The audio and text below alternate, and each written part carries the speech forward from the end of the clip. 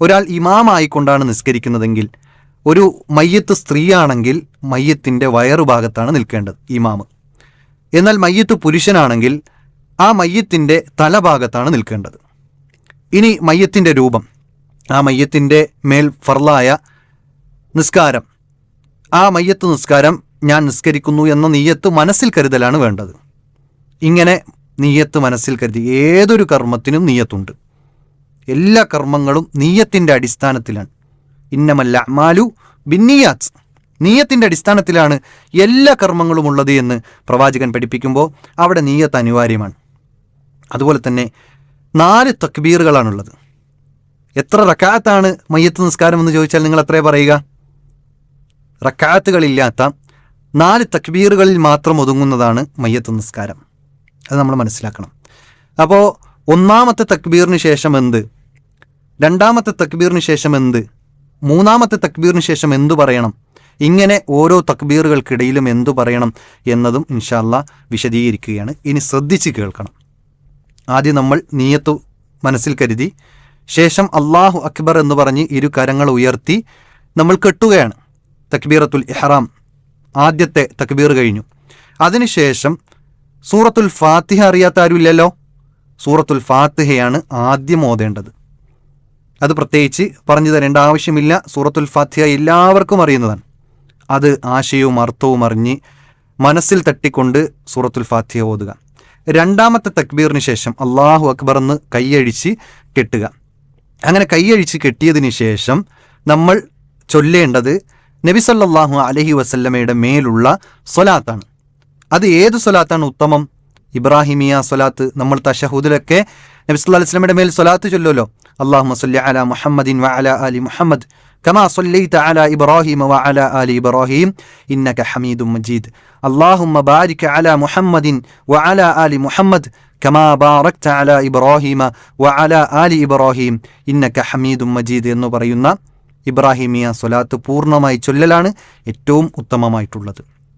ശേഷം നമ്മൾ അല്ലാഹു അക്ബർ എന്ന് പറഞ്ഞ് കൈയഴിച്ച് കെട്ടുകയാണ്. അപ്പോൾ മൂന്നാമത്തെ തക്ബീറിന് ശേഷം ഇനിയൊരു സുദീർഘമായ പ്രാർത്ഥനയുണ്ട്. ഈ സുദീർഘമായ പ്രാർത്ഥന പഠിക്കലാണ് ഏറ്റവും അഭികാമ്യമായിട്ടുള്ളത്. എന്നാൽ ഈ പ്രാർത്ഥനയെ അറിയാത്തവരെ സംബന്ധിച്ചിടത്തോളം അല്ലാഹുമ്മ ഗഫിർ ലഹു, അല്ലാഹുമ്മ ഗഫിർ ലഹു, അല്ലാഹുമ്മ ഗഫിർ ലഹു എന്ന് പറഞ്ഞുകൊണ്ടേയിരിക്കുക. അതിൻ്റെ അർത്ഥം അല്ലാഹുവേ നീ ആ മയ്യത്തിന് പുറത്തു കൊടുക്കണേ എന്നാണ്. അല്ലാഹുമ്മ ഗഫിർ ലഹു എന്ന് പറഞ്ഞാൽ ആ മയ്യത്തിന് റബ്ബേ നീ പുറത്തു കൊടുക്കണേ. ഒരുപാട് തെറ്റുകൾ, മനുഷ്യ സഹജമായി ചെയ്തുപോയ തെറ്റുകൾ ഉണ്ടാകും, എല്ലാം നീ പുറത്തു കൊടുക്കണേ എന്ന ആത്മാർത്ഥമായ മനസ്സിൽ തട്ടിയുള്ള പ്രാർത്ഥനയാണ് ഉണ്ടാകേണ്ടത്. എന്നാൽ സുദീർഘമായ പ്രാർത്ഥന പ്രവാചകൻ സല്ലല്ലാഹു അലൈഹി വസല്ലം നമുക്ക് പഠിപ്പിച്ചു തന്നിട്ടുണ്ട്. اللهم اغفر له وارحمه وعافه واعف عنه وأكرم نزله ووسع مدخله واغسله بالماء والثلج والبرد ونقه من الخطايا كما نقيت الثوب الأبيض من الدنس وأبدله دارا خيرا من داره وأهلا خيرا من أهله وزوجا خيرا من زوجه وأدخله الجنة وأعذه من عذاب القبر ومن عذاب النار. اللهم اغفر له وارحمه وعافه واعف عنه وأكرم نزله ووسع مدخله وغسله بالماء والثلج والبرد എന്ന് പറഞ്ഞുകൊണ്ട് സുദീർഘമായ, നിങ്ങൾക്കിപ്പോൾ അത് സ്ക്രീനിൽ കാണാം, സുദീർഘമായ പ്രാർത്ഥനയാണ്. അല്ലാഹുമ്മ ഗഫിർ ലഹു. എന്താണ് അതിൻ്റെ അർത്ഥം? അല്ലാഹുവേ നീ ആ മയ്യത്തിന് പുറത്തു കൊടുക്കണേ. വർഹംഹു, നീ കരുണ ചെയ്യണേ. എന്താണ് കരുണ ചെയ്യുക എന്ന് പറഞ്ഞാൽ? പ്രവാചകൻ സല്ലല്ലാഹു അലൈഹി വസല്ലം പോലും സഹാബത്തിന് പഠിപ്പിച്ചു കൊടുത്തെന്താ? നമ്മുടെ കർമ്മങ്ങൾ കൊണ്ട് മാത്രം സ്വർഗത്തിലേക്ക് പ്രവേശിക്കാൻ സാധ്യമല്ല. പ്രവാചകനോട് സഹാബത്ത് ചോദിക്കാണ്, വല അൻത യാ റസൂലല്ലാ, പ്രവാചകരെ താങ്കളും പ്രവേശിക്കൂലേ?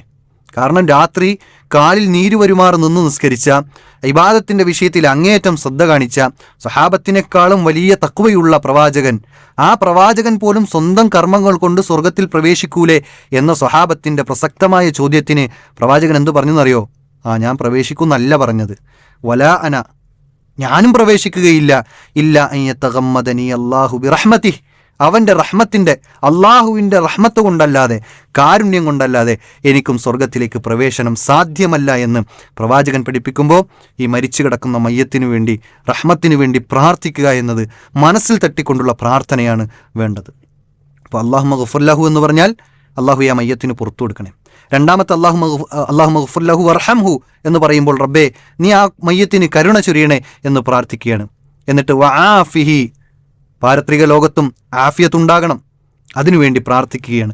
വഅഫു അൻഹു, അള്ളാഹു വിട്ടുവീഴ്ച ചെയ്യണം. അള്ളാഹു വിട്ടുവീഴ്ച ചെയ്തിട്ടില്ലെങ്കിൽ പിടിച്ചു വച്ചു കഴിഞ്ഞാൽ പിന്നെ ആ മനുഷ്യൻ ഹലക്ക എന്നാണ് പ്രവാചകൻ പഠിപ്പിച്ചത്. ആ മനുഷ്യൻ നശിച്ചിരിക്കുന്നു. അള്ളാഹു വിട്ടുവീഴ്ച ചെയ്യണം. അള്ളാഹു അൽ അഫുവാണ്, അള്ളാഹു വിട്ടുവീഴ്ച ചെയ്യുന്നവനാണ്.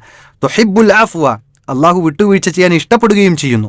അപ്പോൾ അള്ളാഹുവേ നീ ആ മനുഷ്യന് വിട്ടുവീഴ്ച ചെയ്യണേ, ചെയ്തു പോയ പാപങ്ങളെ നീ വിട്ടുവീഴ്ച ചെയ്ത് പുറത്തു കൊടുത്ത് നീ ആ മനുഷ്യനെ സ്വീകരിക്കണേ എന്ന പ്രാർത്ഥനയാണ് ഉണ്ടാകുന്നത്. ഇനി തീർന്നില്ല.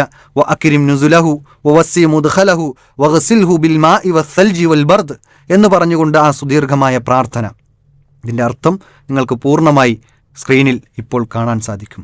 ഏതായാലും മയ്യത്തിനു വേണ്ടി ആത്മാർത്ഥമായ അർത്ഥമറിഞ്ഞുകൊണ്ടുള്ള പ്രാർത്ഥനയാണ് നമുക്കുണ്ടാകേണ്ടത്. ആ മയ്യത്തിൻ്റെ തെറ്റുകളെ കഴുകിക്കളയാനും ആ മരിച്ച മയ്യത്തിന് പകരം തൻ്റെ കുടുംബക്കാർക്ക് പകരം സ്വർഗത്തിൽ കുടുംബക്കാരെ നൽകാനും നല്ല വീട് നൽകാനും നല്ല അയൽവാസിയെ നൽകാനും അതുപോലെ ഈ ചെയ്തു പോയ തെറ്റുകൾ മുഴുവൻ മായ്ക്കപ്പെടാനും ഖബറിലെ ശിക്ഷയിൽ നിന്നുമെല്ലാമാണ് നമ്മൾ ആ മൂന്നാമത്തെ തക്ബീറിന് ശേഷം മയ്യത്തിനു വേണ്ടി പ്രാർത്ഥിക്കുന്നത്. ഈ സുദീർഘമായ പ്രാർത്ഥന അത് കാണാതെ പഠിച്ച് അതിൻ്റെ അർത്ഥം അറിഞ്ഞുകൊണ്ട് മയ്യത്തിനു വേണ്ടി പ്രാർത്ഥിക്കാൻ നമുക്ക് സാധിക്കേണ്ടതുണ്ട്. ഇനി ശേഷം ഈ തക്ബീർ, അതായത് ഈ മൂന്നാമത്തെ പ്രാർത്ഥനയ്ക്ക് ശേഷം വീണ്ടും കൈയടിച്ച് അല്ലാഹു അക്ബർ എന്ന് പറഞ്ഞ് കൈയടിച്ച് കെട്ടുകയാണ്.